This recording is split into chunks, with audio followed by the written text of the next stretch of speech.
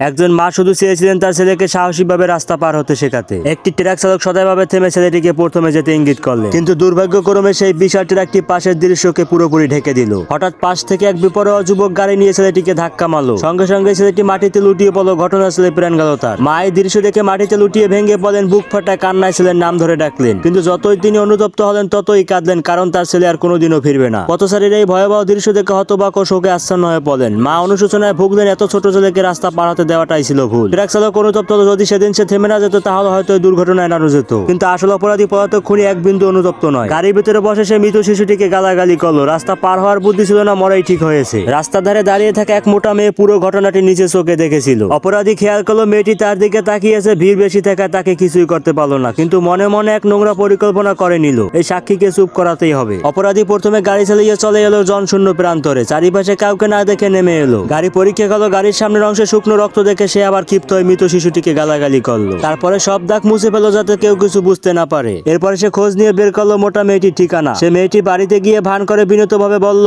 আমি যে মানুষটাকে মেরেছি এটা একেবারে দুর্ঘটনা ছিল, দয়া করে আমাকে ছেড়ে দিন। কিন্তু ন্যায়পরায়ণ মেয়েটি তার কথা বিন্দু মাত্র বিশ্বাস করলো না। সে ঠান্ডা মাথায় বলল, আমি তো আগেই সবকিছু পুলিশ স্টেশনে পাঠিয়ে দিয়েছি, তুমি ভাবছো শুধু আমি একা জানি। ছেলেটি বুঝলো নরমভাবে কিছু হবে না, এবার শক্তভাবে নামতে হবে। সে হঠাৎ দৌড়ে এসে ধাক্কা মারলো মেয়েটির বাড়ির দরজার কাজ চূর্ণ বিচূর্ণ হয়ে ছিটকে পড়লো মেঝেতে। ছেলেটি ভিতরে ঢুকতে শোনা গেল মেয়েটির করুণ হার হিম করা চিৎকার।